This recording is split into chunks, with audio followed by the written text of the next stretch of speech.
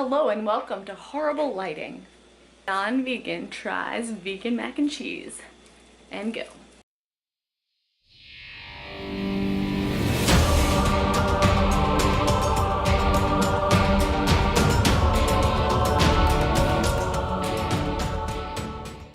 I have to hello, this is better.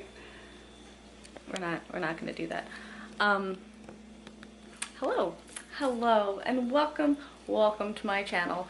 Today we are going to be making vegan mac and cheese, and the fun part about this is that I am not a vegan, and I'm not going to explain myself why I'm not a vegan. Just be respectful of my choices. I'm respectful of your choices. Be respectful of other people's choices. That's just a disclaimer I have for this video.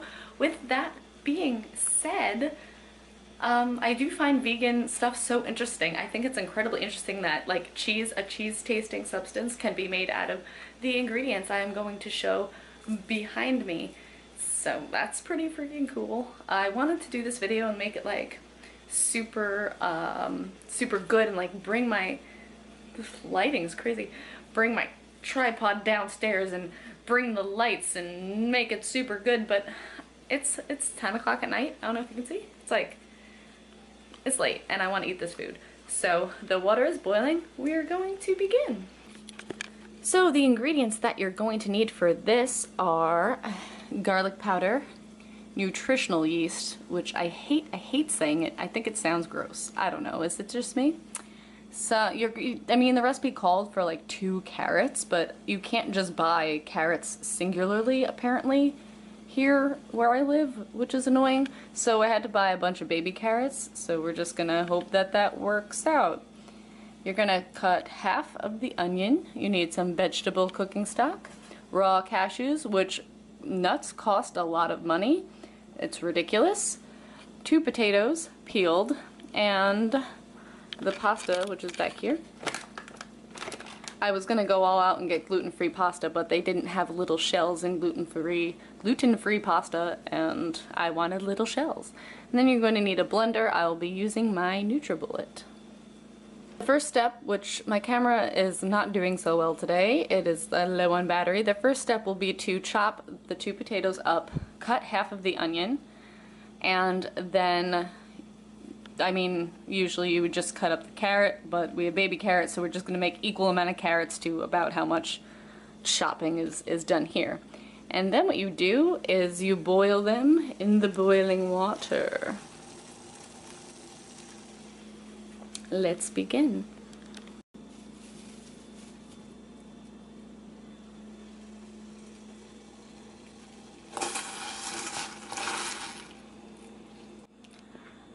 Alright, so you're going to boil the potatoes for 5 minutes.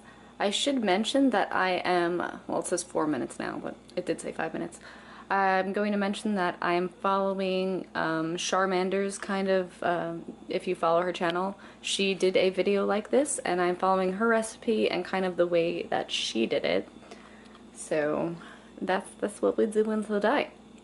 Thanks, girl, for that video. And you just, it's not really boiling, which is, come on now. But yes, once those boil for 5 minutes, you would usually add a cut up carrot, but since we don't have that, we're gonna add a bunch of these baby carrots and hope that our potato to carrot ratio is on point. And then you would also boil these for 5 minutes. I will write the recipe and maybe link an actual recipe below so that you're not all super confused.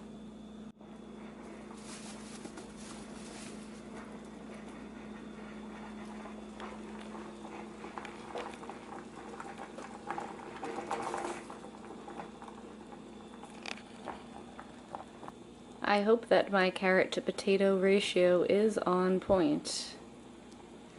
I don't know. What do you guys think? I also hope these carrots will get soft. They're baby carrots, and I don't know. We're just winging it, hoping for the best. The next step is figuring out how to chop an onion. Fun fact, I actually really don't like onions. And I don't use them in things. If I could forego this without knowing that it would taste different, I would. But yes, we're going to figure out how to chop this, cry our eyes out, you know, all that good stuff. Alright, that wasn't so bad. You only need half the onion, by the way. And then you add that to the bubbling mixture over there.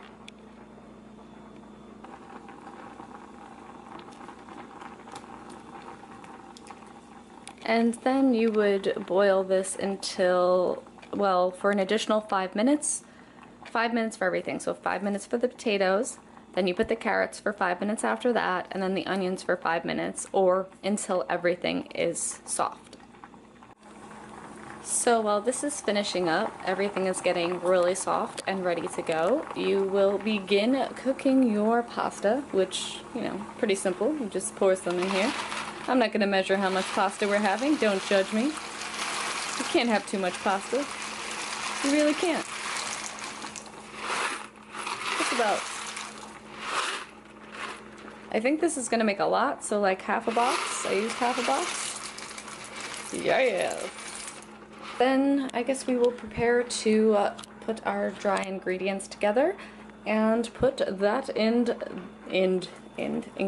this, which I think that I underestimated how much this was going to make, and it's not all going to fit in here.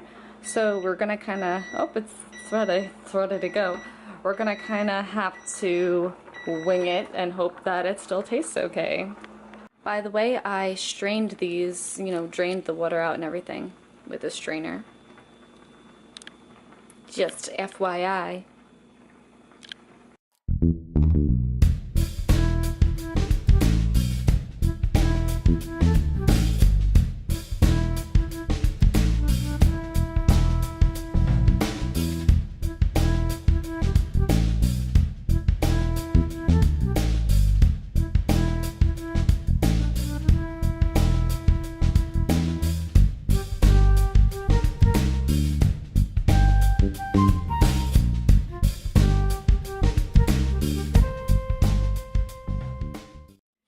It literally looks like cheese. Like, this is nuts.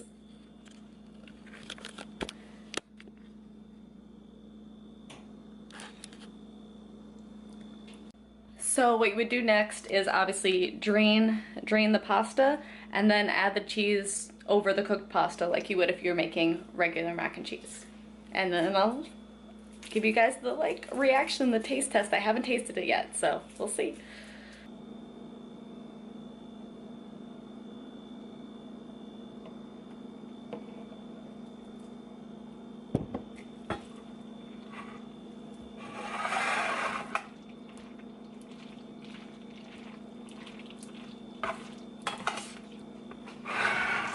The moment of truth.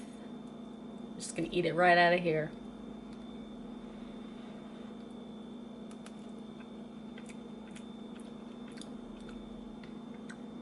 Doesn't really taste like anything. I feel like I might have done something wrong.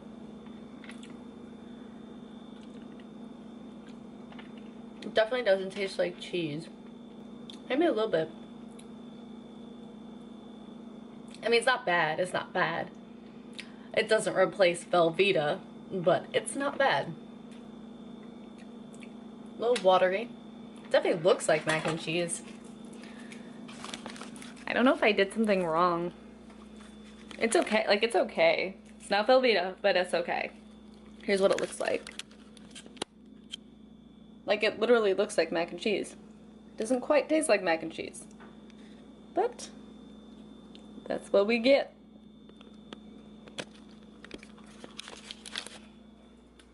Overall, it's okay.